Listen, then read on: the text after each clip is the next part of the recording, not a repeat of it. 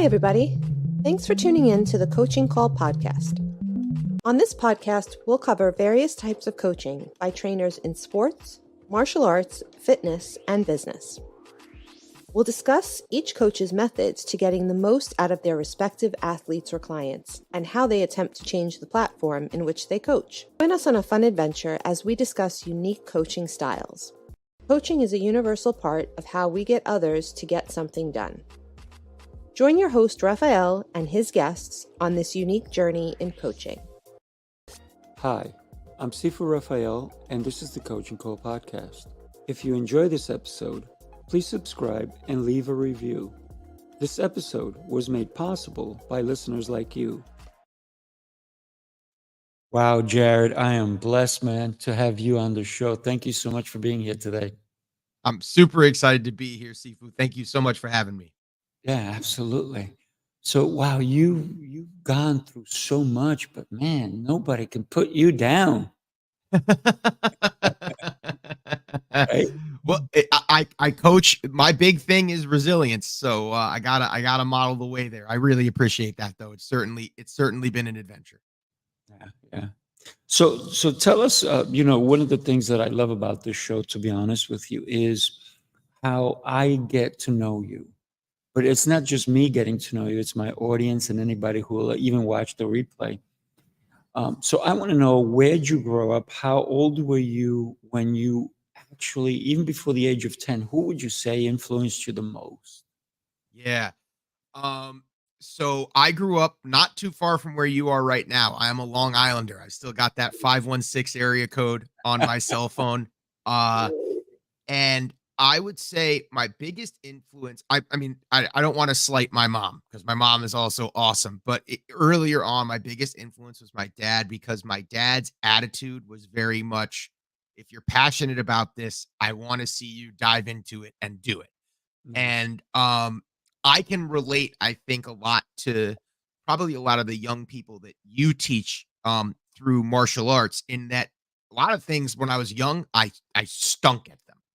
But I was constantly being encouraged to keep trying. And, my dad, I was fortunate to have my dad heavily involved in youth sports. So he would be an assistant coach on some youth sports teams, and it was always good to bounce things off of him.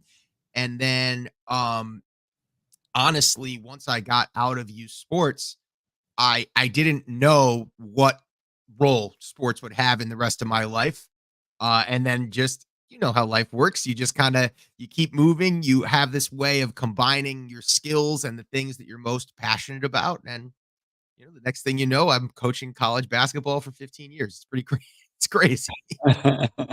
but let's go back, right? Because thank you for that, by the way. Which coach outside of your parents would you say that influenced you to say, hey, this is what I want to do? Or that they said maybe one little thing that they believed in you? Because we sometimes, when we think back, we go, wait a minute. Oh my gosh, I cannot believe that this person said that to me, and that was a moment in time that really propelled me. So I think that a lot of people are different in the way that they get activated. I have always been an actions speak louder than words sort of person. So I can give you one specific memory. I was very, very lucky to have obtained a scholarship to go to graduate school. I ended up at the University of Buffalo. I'm actually living in Buffalo with my wife right now. And while I was there, I got networked with the men's basketball program, and I told them I wanted to be involved. And I think smartly, they were like, okay, if you want to be involved, I need you to do this, this, this, this, and, we'll see what it looks like. A very typical sort of like, let's see if he's serious and like gets what this looks like. And I just happened to be really interested in what they gave me. I was logging practices. I was charting drills. I was combining things. And I gave it back to, at that time, a guy named Jim Quitchoff, who was the assistant coach at University of Buffalo under Coach Reggie Witherspoon. And Coach Quitch just looked at it, was like, okay, you got this back to me really quickly. This was actually really good. And then just started giving me more. And as I was getting a little bit more and I started going to practices, I watched the types of authentic relationships that the players had with that coaching staff, specifically Jim Quitchoff, Turner Battle, Kevin Heck, the three main assistants, but then also the relationships they had with everyone involved. At that time, Jack and Matt, two of the head managers, Jordan Gleason, one of the grad assistants, and of course, head coach Reggie Witherspoon. And until I was involved and I saw it, I didn't understand the power of just relationships and that give more, get more ratio. And as soon as I kind of got more, I very quickly activated a mindset that was like, when I get more, I really don't want to let these people down because I feel like it powers our relationships. And so that mentoring from Coach Quitch, I will never forget. I have been so lucky, Sifu, to also have, I have hit the coaching mentor lottery. That staff at UB was incredible. Then I worked under Coach Mary Ellen Burt, the winningest coach in the history of Union College for 10 years, and she was a great mentor. And then I got hired to rebuild a D1 basketball program with Coach Sahar Nusebe, who is as you get older, you sort of meet people that are like-minded with you and want to accomplish the same things. So those would be the key three. What was one recurring theme that you would hear a coach even speak or do that you said, wow? Or maybe you never said wow then, but you're saying wow now. You're saying, holy cow, I kind of follow that. Yes. What was that? You know that adage, the older you get, the more you realize that you know less than you think you do? The more you learn, the less you know. Yes, the more you learn, the less you know. I think when you're younger, especially as you are a player, you identify coaches as the problem solver. It's the coach's job to fix this thing. It's actually the coach's job to enable and empower you to fix the thing. And I would say the older I've gotten and the more experienced I've gotten in coaching, the less I've actually tried to control as a coach, and the more I've actually tried to steer people to problem solving. And I imagine you're my target audience for this soundbite as a martial arts expert and instructor, because for you, you know how much of this goes into getting young people to be resilient and confident that they can overcome the obstacle rather than you being the obstacle.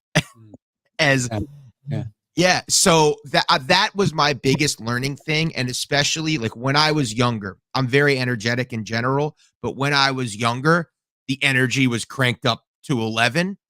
And that's not always the right response for the problem. Sometimes the right response is being a calm voice in somebody's ear, just saying, you know how to do this. Your gut is telling you something, even if it's hard. You need to listen to your gut and you need to do it. And I will help you. I will support you through doing it, but I'm not going to do it for you. And that is coaching. Yeah. One of the things, and you're absolutely 100% right. Yeah. When we try to impose our will on someone and we can see that they're fighting it, the harder we try, the more they fight. And so instead of imposing our will, we make it so it becomes their will. And therefore, we've won that battle, right? Yes. That is so well said. And I think, to give you a very good example, when we were hired to do a rebuild for a program, so essentially a program that hadn't experienced a lot of recent success, and we were brought in to, get some energy in the program, bring new players into the program and push it. And I'm very happy to report that it went very well. The very first part of our mission was this program is going to be player led. So we're going to have a standard and we're going to explain in year one what the standard is. But then while we're there, we're going to identify who the players are and who the exceptional young people are that are going to elevate the standard and enforce the standard when we're not there. And when you have players in any environment, when you have athletes or class that are willing to hold one another accountable to elevate the standard, that is more effective than the coaching itself. Right. One of the things that I like to do when we do see somebody who is a shining star is to highlight them. Mhm. And then we say, wow, look how great they're doing. But I also highlight somebody who's not as good, but maybe they have one tiny little, it could be so small. It could be so small. But then we call them out on it and go, oh my gosh, that was amazing. Everybody, let's take a look at what they were able to do and let's try to be as great as they are. All of a sudden, they're like, wait a minute, I'm really good at this. And everybody noticed me. Now I'm not that good at that thing. So, but I want to get noticed with that too. So all of a sudden there's that challenge, that internal challenge that sometimes it's hard to say, hey, you can do it too. That doesn't speak as long as we may be saying it. But when they start to believe, I too can do it. I have that in me. I think that speaks volumes for them and allows them to elevate themselves with our little hidden trick there to get them moving forward, right? I think that's extremely powerful, and I can give you a very specific example. And I posted some content about this Nice. a couple days ago. When I coach basketball, and when you're young, Mhm. the easy thing to fall for is I can only be an effective basketball player if I score the most points on the team, right? When you get to the collegiate level, there are like 10 different roles that truly need to be filled in order to accomplish being a successful basketball player. To your exact point, I shared with some players the performance of an NBA player last Sunday. His name is Josh Hart. Josh Hart played 46 of a 48-minute game, 46 of the 48 minutes. That's exhausting. He did not make a shot in the 46 minutes, but he got 17 rebounds. And this is a guy who, to your point, Sifu, has been highlighted his whole career from college to now for if you could score, that would be great. But that's not why you're on the court. And this is a guy that bought into those little things that you're speaking about. And he now understands innately as a professional that his team is not successful unless he does those things that have nothing to do with the glorious in air quotes parts of basketball. So to your exact point, I'm having those conversations with young athletes all the time, especially high school age students that think I have to do this, this, and this in order to be noticed by a college coach. And I'm very frequently saying to them, that is not true. You can handle this a lot of different ways. But to your point about highlighting it, when we highlight those little things as coaches, we are encouraging them to embrace a huge part of their identity that tends to encourage them and unlock them to want to grow that. And I love that. Yeah. I was recently talking to somebody who does not play professionally, but they enjoy the game.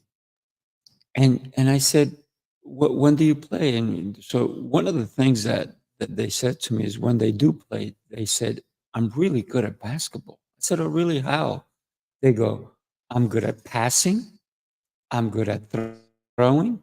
I'm good in assisting. I'm good in blocking. And they kept going. And I was like, you are good at basketball because you're not thinking I'm good at shooting, right? Because most people, all they think is, yeah, I'm good at basketball because I score a lot. And in order, if you're playing just one-on-one, yeah, then you need that as well. You need to be able to score to win that game or even be in the game. But when you're part of a team, team is about the whole enchilada, right? You can't have a taco just with the shell. Yes. Can I build on that because you're making such an important point.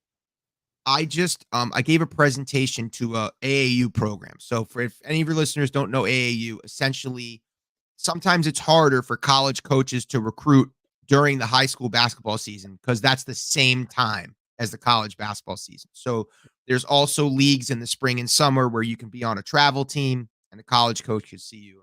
I was talking to one of those teams about the recruiting process yesterday, and I asked, for a very human experience, like, hey, have any of you, just by a show of hands, just kind of seen someone that you saw get an offer to play for a college basketball team? And you were like, that kid? Why? They're not scoring. They're not doing this, this, this. Maybe they're not as big as me.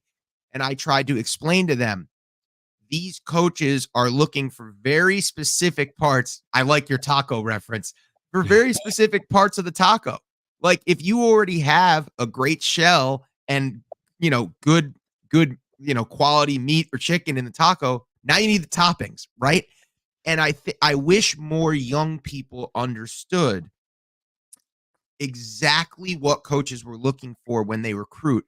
And that's why I've been so passionate kind of about the book and the research project, which is I need 360. This is everything they're looking for. So if they already have this, and this, maybe they're looking for a completely different thing. And the more young people adopt that mindset, I think the more they are, to your point about that player who is great at passing and loved assists, the more they can double down on doing the stuff that they're the best at. Oh, without a doubt, without a doubt. So you had a challenge when COVID came along. Yes. Would you mind? And there's so many people have had different challenges, unless you're, Jeff Bezos and you actually took advantage of COVID. Right. But you had a crazy challenge. Would you mind sharing with us what went on? More than happy to. It's definitely become part of my story. So I always say, in order to not turn it into a 3-hour podcast on modern medicine, I'll try to condense it. But the easiest way I can explain this is that I'm part of a subset of people, and I've met many of them, and they're great people, and they're called the COVID long haulers. And essentially, these are people that got COVID, and they were actually okay when they first had COVID. But then COVID triggered a response in their immune system where essentially behind the scenes, even though they felt fine, their immune system was aggressively fighting COVID and trying to protect them. Mm-hmm. And because of that, it changed the way that their immune system kind of responded to everything else moving forward. So I have a neurological disease called dysautonomia. And essentially what dysautonomia does is it turns anything you're doing into an extreme physical activity. When I drive for long periods of times and I just have to watch the road with my eyes, my heart rate will get into the 130s and 140s like I am exercising. When I'm tracking movement or having to do very active listening for long periods of times, my body will treat that like exercise. And then by the end of the day, if you've ever seen like a marathon runner who kind of gets wrapped in foil at the end of the marathon because their body's in shock, over time, doctors kind of basically explained to me that like you're going to be able to put your body in shock by coaching, by having high adrenaline, by being engaged. So I will say it took a long time to figure it out, but I want to specifically shout out the long haul COVID community because Sifu, I have met so many people that, like me, were extremely active, extremely passionate, extremely energetic. And all of these people, like me, have basically been told, we're going to need you to wait for, somewhere between 2 and 5 years. And we think it's going to get better, but you have to follow a lot of physical therapy. You have to be easy on your body. You have to make sure your body doesn't hit a certain heart rate so you don't go into that kind of shock. And it's very frustrating. And I'm not going to pretend it's been easy, and I think, again, the more effective coaches can be honest and relate to their players. I was living my dream job.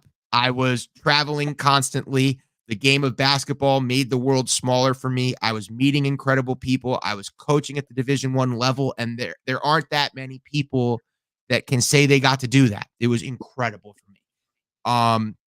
And it basically took a year to process the whole thing. For the sake of your listeners, I can tell you what the important mindset shifts were for me, because I'm still living with it, and there's still a lot of limitations on my day-to-day life.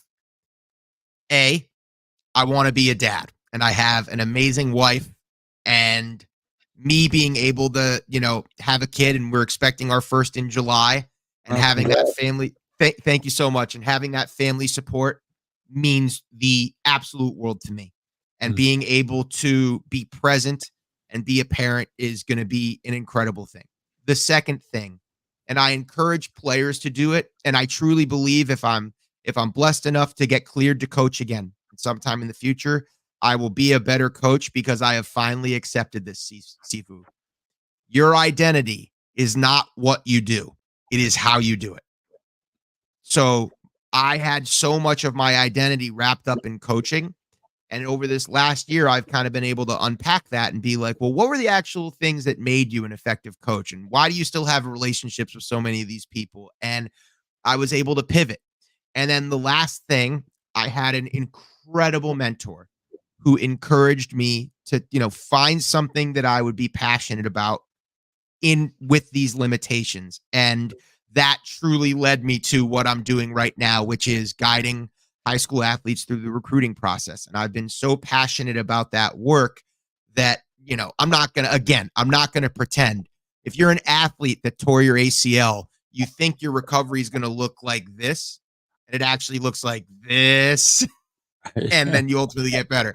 So, are there still some tougher nights? Absolutely. And I'm not going to pretend there aren't, but I'm so grateful to have had mentors that guided me through that mindset shift of, your identity is not that you're a coach. Your identity is all these other things that help make you a good coach, but can also help make you a good parent and a good husband and all these other things. And so that in a nutshell is where I am. And again, I'd be remiss to say it. I want to say it. I want to highlight that long haul COVID community whenever I get the chance to, because much like them, I was running with Division I athletes every practice. I was playing with them whenever we were shorthanded. And now I can't do any of that. And these are great people that are trying to get their lives back. So I do want to shout them out. And I thank you for giving me the platform to do that. So thank you for asking. Well, it's pretty incredible when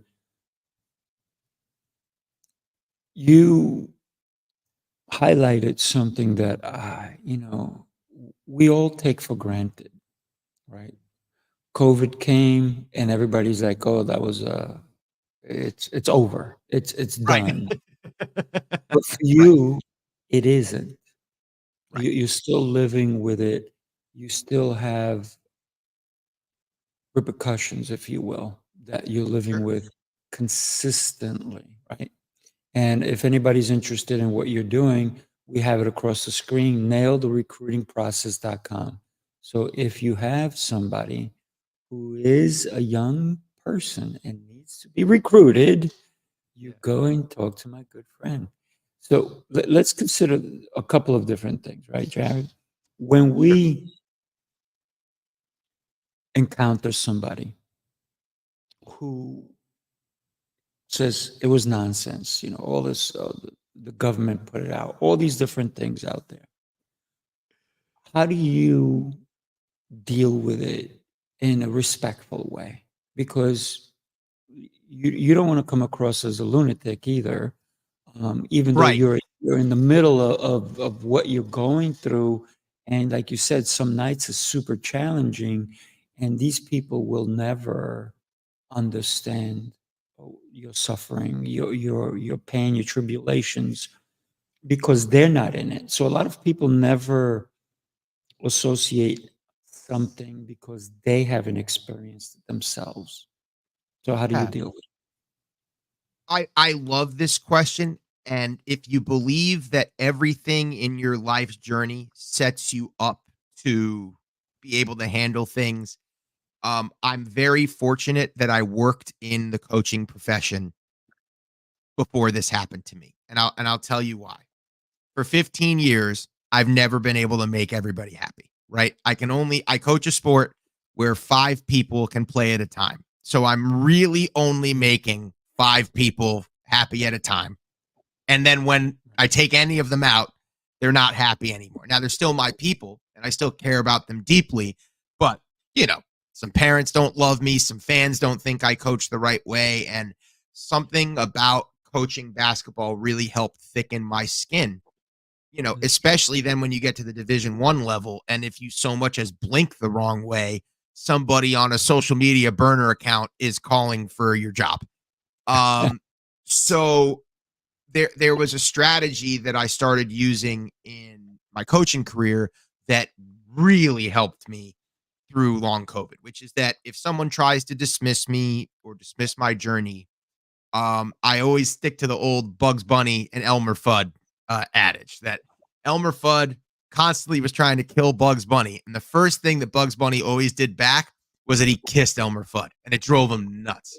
So I always, and I mean this always, if anyone has ever tried to reach out, say something pessimistic, or engage with me, I've encouraged them to follow me so that I can DM them and just be like, this is my information.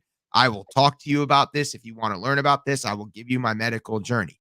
Now, as you could probably imagine, Sifu, 90% of those people, the moment that they realize I'm a human being and I met them where they were, don't even respond. They don't respond. Like it's got this weird effect where they said this thing and then they were met with an actual human, and it's almost like they had the realization on their own. Like, oh, I'm gonna back it off. Yeah. Every once in a while, someone will engage with me.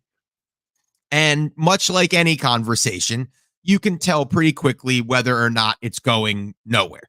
So I'll speak my piece. If I get pushback, I can say, hey, I think you're really fortunate that no one in your circle has been affected by this. But I can also tell just by the way this is going that I'm not going to change your mind. So I wish you the best of luck. I appreciate you hearing me out, and I keep it moving. And what I will say, and boy, is it easier for me and you than it is for these young people, because you and I can also remember a life before social media, before trolls. Like, if someone trolled you in real life, you could look at them and be like, the hell out of here. Just go away. Right. So I think where I have been the most strategic is that I've been able to harken back on my pre-social media memories, and I can kind of just remember, like, okay, even if these people are just sitting behind their keyboard all day, this isn't a real place. I do not make the biggest impact on social media. I make the biggest impact in my community. And that's what I care about. And what I have found is everyone in my community has listened and has, experienced it. And like, it sounds silly, but I wear my smartwatch so that I can track my pulse at all times. And, if I'm with someone and I start to not feel well, I can show them the watch and they understand. Like, I'll be out. It sounds silly, but I'll be at like a brewery or something, and I'll just be talking to somebody, and I'll be on hour 2 of talking to them, and I'll just show them the watch. And, so I have those ways to make people understand. But again, it's the people that are close to me in my circle that get that explanation. I'll always make the effort online because I do want to increase understanding. But again, I'm so grateful for coaching to have thickened my skin prior to this happening. And, I don't want to out you, but I know you've had some experiences that I'm sure have thickened your skin as well, and that you can relate to that. When you said trolls and you said back in the day, it made me think of a fly. When a fly comes and starts bothering you, you shoo it away. And if a fly comes or a mosquito bites you, what do? You smack it, right? Right. Yes. We can't smack the trolls online, but what we can do is either ignore them and move on, because guess what? Right now, right this minute, as you and I are talking, somebody's getting bit by a mosquito somewhere. Yes. Exactly. But we don't see it. We don't see it. So that's the whole thing. So you've learned how to truly deal with this whole thing that truly affected you and you never expected it, right? It's Oh no.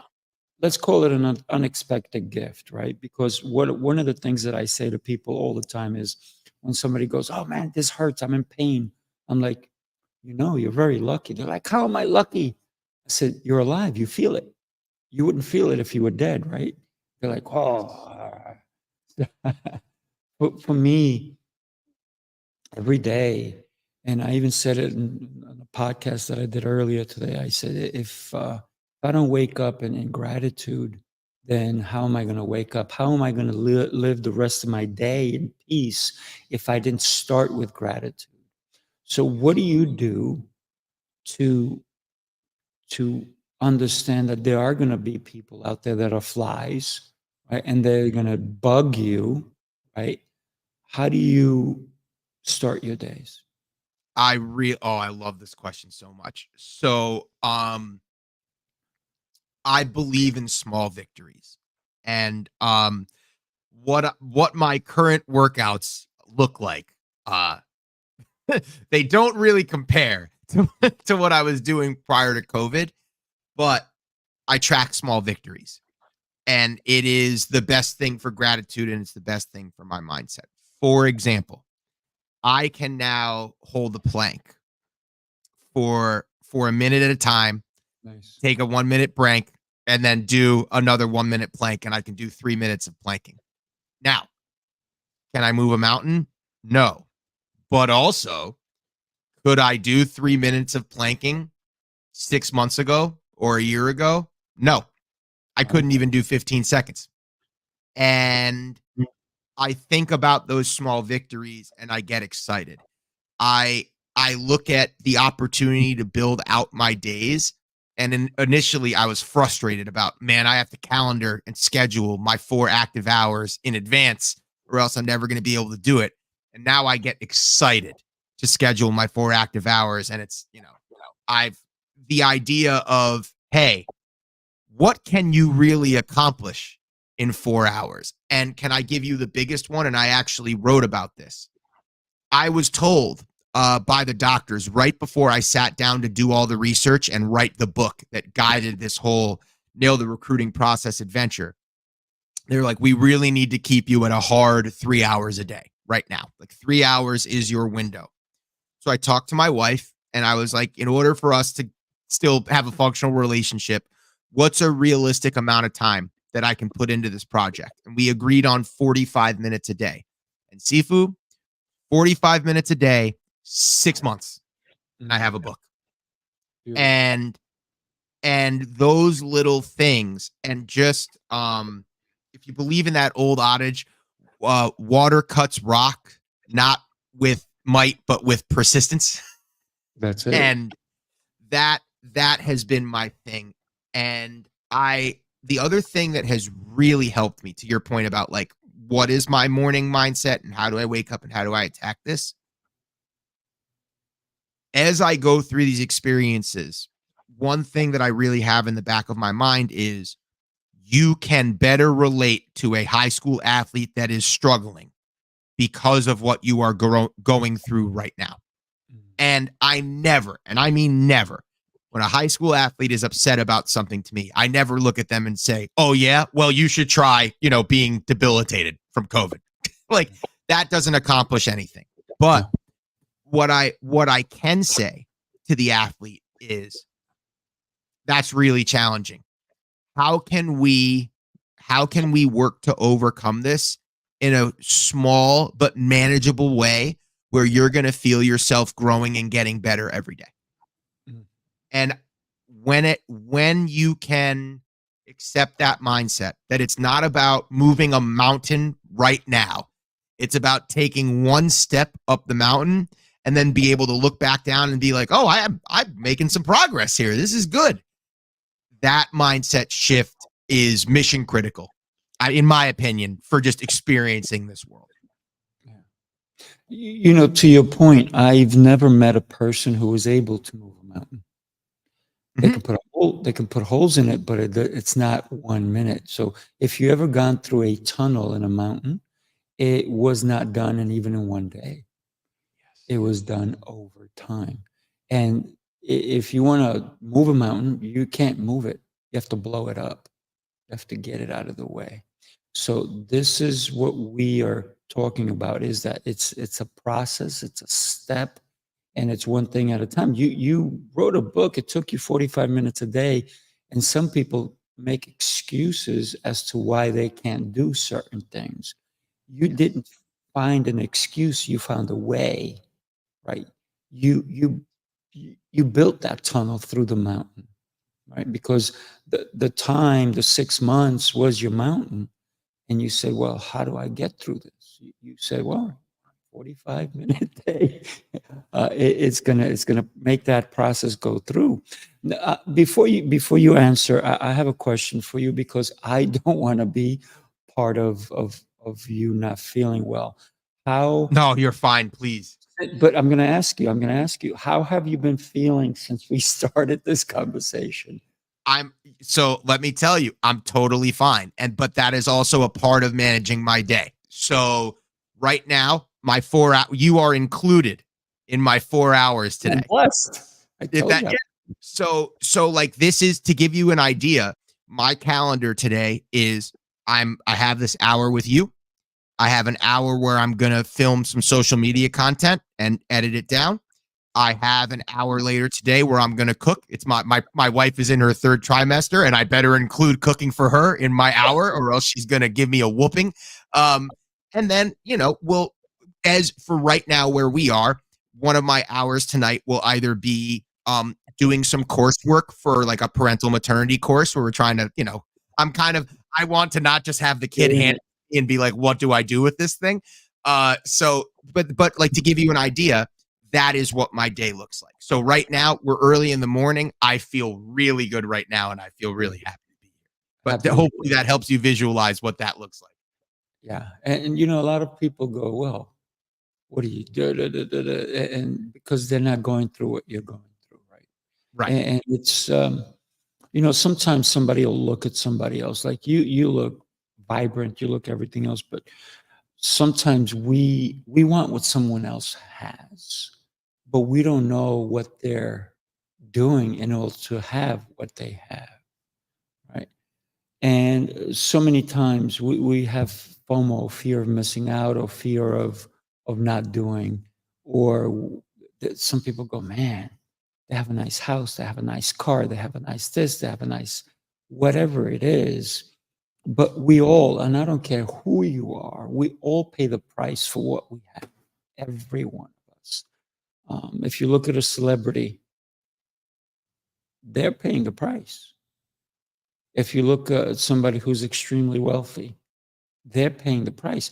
It may look like they're living their best life, and they may be, but in order to get to that point, they paid the price. We all pay the price. It's understanding the price we have to pay in order to achieve what we want to achieve. But not everybody's willing to do that, to pay the price. Yes. I especially because I work with young people, I encounter what you just mentioned a lot. And young people are experiencing, and I want to shed some grace on this too. Mm-hmm. The current crop of like 12 to 18-year-olds are experiencing the world drastically differently than we experienced the world because of this stupid thing. So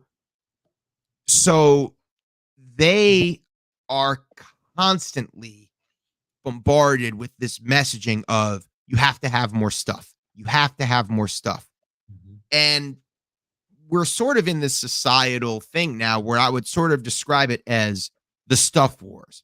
An athlete that's at the professional level can't have a bad day because they have so much money. But you have all this stuff and your family's wealthy, so you can't have problems because you have stuff. Stuff is stuff. It's not like people experience the world the same way regardless of what car they drive, regardless, unless you are, to your point, Jeffrey Bezos, like, unless you're in this pocket of people where you can literally shape the world to your will, which is not a very big portion of the population. We are over reliant on stuff as a metric for how people are actually doing.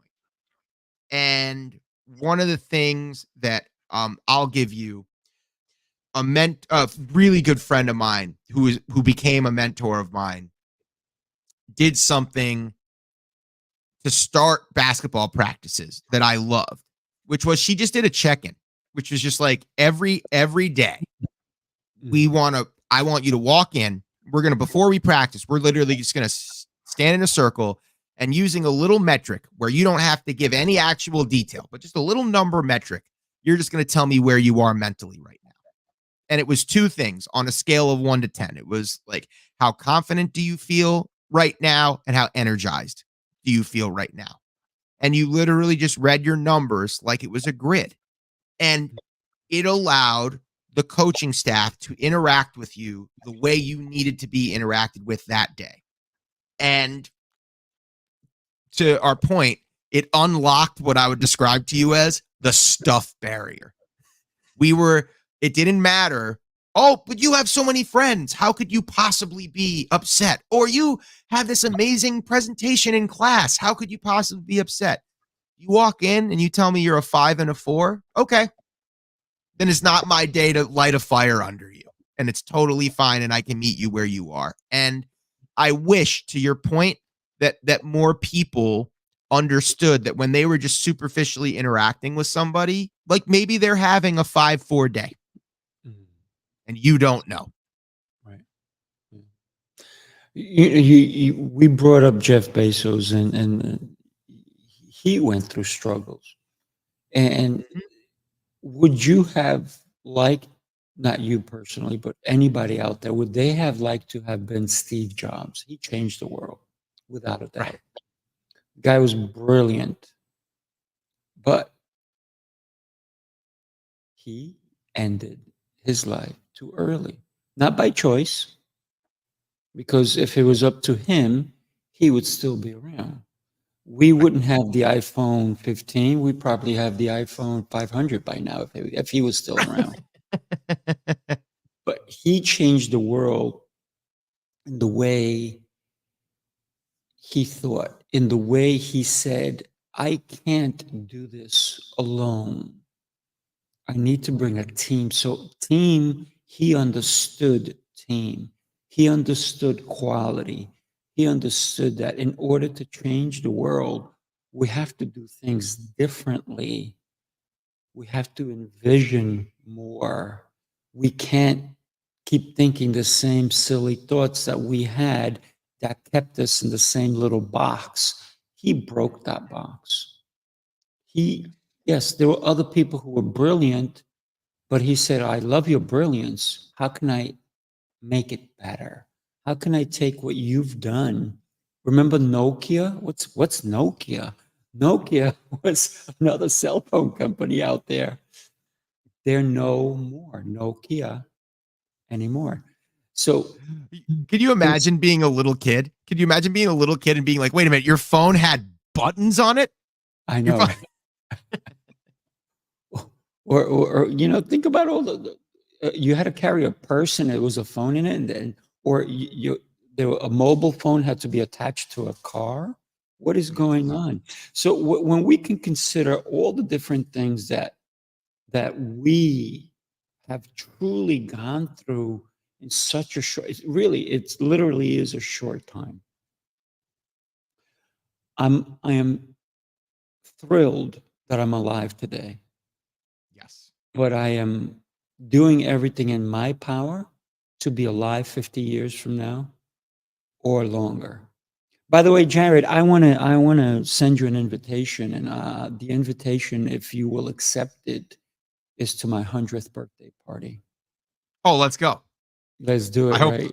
Let's go. Let's do it, because that's the way I live my life. I don't want to live my life and say, oh man, I'm going to die at 82. No. At 100, it's going to be a party. I want to be dancing. I want to be moving. I want to be celebrating. I want people around me. I got to tell you, I went to a wedding. It was one of my clients. It was an Indian wedding. And I loved it. Yes, here's an incredible thing. It was an arranged marriage, but they got married for like 7 days. It wasn't like, oh, a 4-hour wedding. It was 7 days. You went to the house, they did this, they did that. Yeah. But at the actual party, when they all both got carried and everything, it was incredible because there were people who were in their 80s and they were dancing like there was, they were like, I'm like, they're about to break dance. I know it. They're going to start doing some break dancing moves here. They were jumping and dancing. And it wasn't just the men, it was the women, it was grandmas. And I was like, holy cannoli, they're having a blast. And it made me realize that, hey, not only do I like dancing like that, but it doesn't have to stop at a certain age. One of the things that drives me nuts is when somebody in their 40s says, I'm too old. Well, I can't do that. I'm too old. I'm like, come here, let me kick you in the head because you're not too old. And you know what? I could kick you in the head because I can kick over my own head and I'm 6'1". So yeah, I can kick you in the head. So for me, it's always about what am I doing today so I can live my tomorrows not only happier, but mentally stable as well. So this is why reading is so important. This is why communication is so important. This is why everything I do is so important. And you asked me earlier about how's the studio going, right? I'm doing speaking prowess and it's going across the screen. It's built, but now we're working the end process of everything to make things happen. Because without action, what do you have? What do you have? Right. Right. So, and can I build on what you just said? Because it's so important to me, what you just said. Your circumstances will always be something. And when I talk to people, and I used to be more anxious than I am now, which is another real, you talked about like what gifts or what things can highlight for you. I've been dealing with a disability for the last couple of years, and I haven't been anxious, which would sound crazy to some people. But anything that I've ever been anxious about, what I found in my experience was I would do the thing, I would feel 15 minutes of relief, and then I would just find the next thing to be anxious about. And to your point, when you're with something and you're just sitting with something, you need to look for things to be excited about, things to be passionate about. And once your mindset shifts to just being passionate and excited about those things,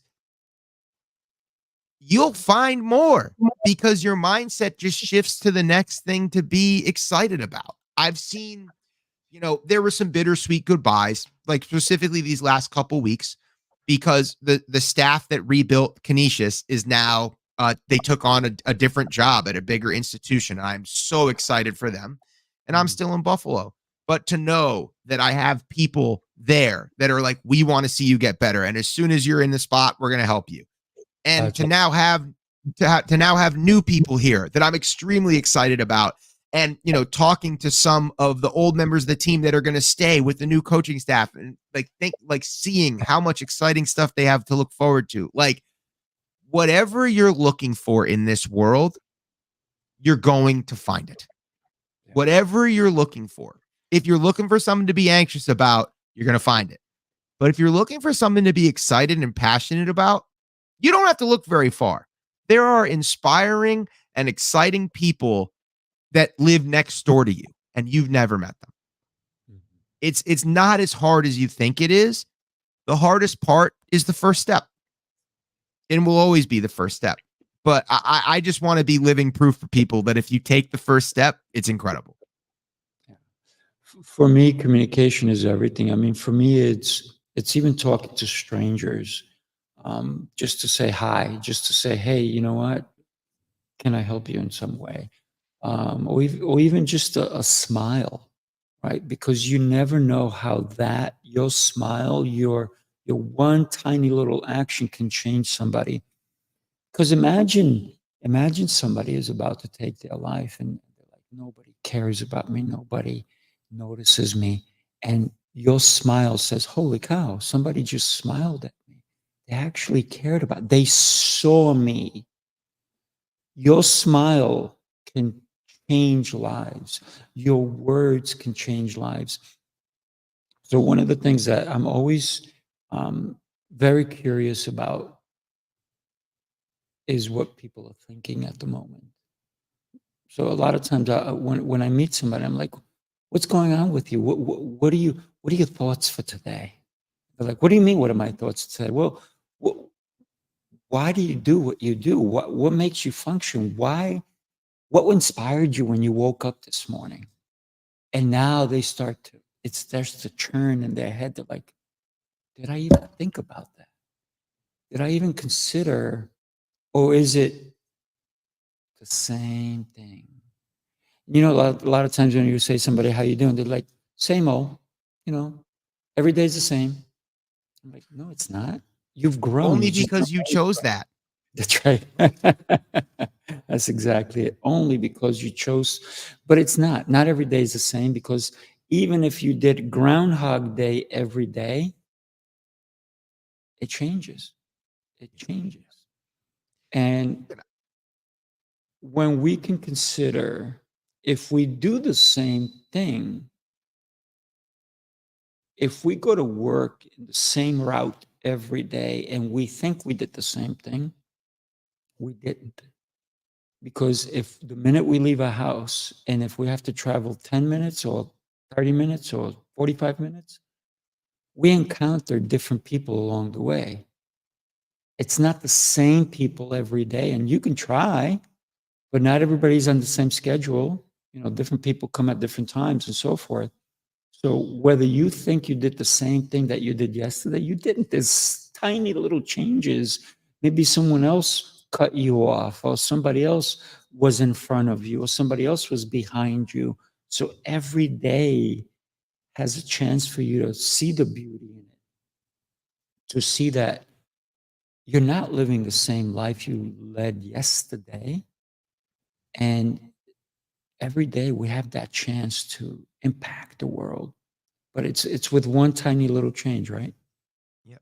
Can I tell you a funny? We talked a little bit about how this process and what my mission is to help young people, and then the process of doing 45 minutes a day for 6 months for the book.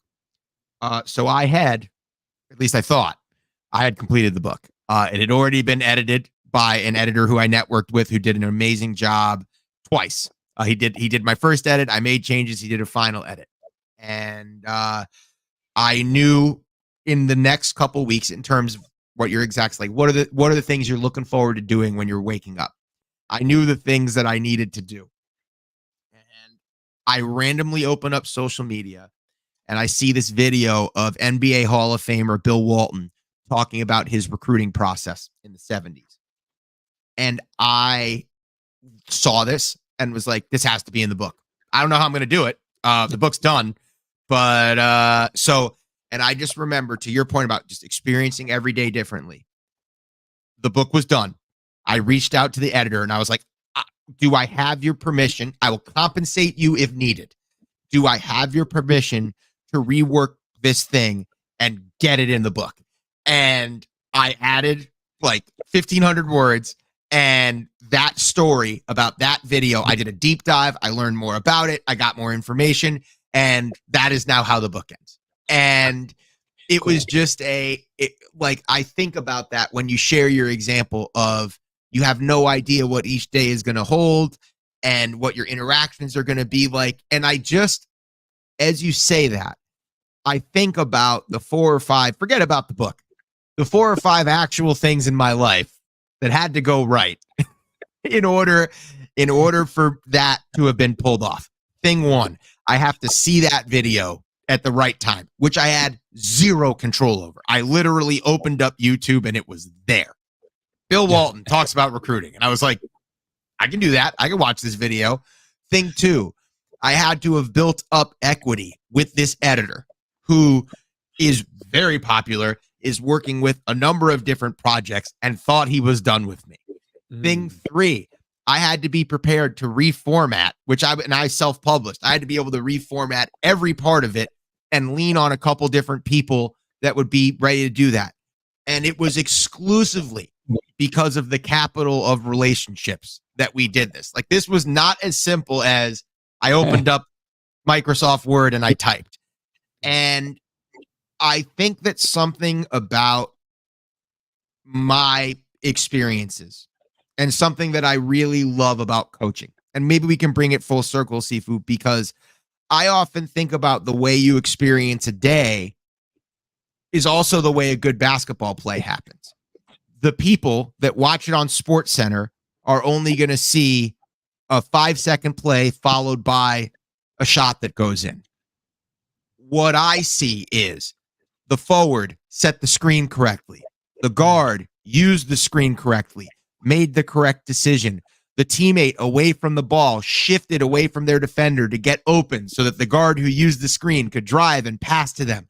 They caught the ball with proper footwork. They elevated. They shot the ball with a shot that they've practiced millions of times by this point if they're playing the sport collegiately or professionally, and the shot went in. And every single thing in that system happened correctly for that one thing to happen. And something that brings me tremendous joy.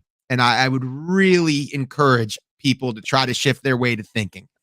Because I'm experiencing life differently than a lot of you.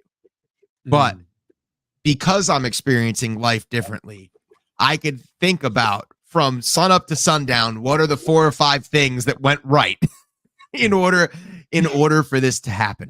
And I will tell you, and again, I'm not going to pretend there aren't challenging days, but I love thinking about the world that way. And people wonder, like, why do you not see more critical or condescending things from me on social media? Because that's not who I am. That's not how I view the world. Am I deeply concerned about things in the world that are going wrong right now that I'd love to be done differently? Like, yeah, the world can be really scary, but it's not how I choose to view it. I believe that you vote every day in your community and your behavior with other people and in the way you see the world. And to your point from earlier, which is so perfect, Sifu, you're not gonna be able to change everything on your own. It takes a village, but you can make a lasting impact on the people you touch and the people that are close to you. Oh, without a doubt. By the way, I would love for your book to grace my bookshelf with all the authors I've ever interviewed. A signed copy, of course. But for sure, I got you. Thank you, buddy. And I can't wait to read it because it sounds like an amazing book. And how can somebody find your book? They're going to go to your website, right? Yes. Is that how we're going to find your book? Yeah. So the book, I tried to be very easy. The book is titled Nail the Recruiting Process. The website is also titled Nail the Recruiting Process. So if you go to the website, you'll see kind of 2 avenues. You can work with me and I can help you through the recruiting process, or you can buy the book. We're from similar parts of the world. I am very much of the New Yorker, try before you buy. Like, oh, you don't think this is good? Give it a whirl. So there's also some free resources for you on the website. I don't want people to feel like there are barriers to receive working with me. So you can also follow me on social media at Jared the Coach, and you'll find it. It will be easy enough to find, but nail the recruiting process is your one-stop shop. Nice. What can I say? I am, and I said it when we started, I feel blessed that you were able to come on the show, and thank you so much. And what's your one thing that 50 years from now you will still continue to do? Great question. I think the biggest one for me is find the small things.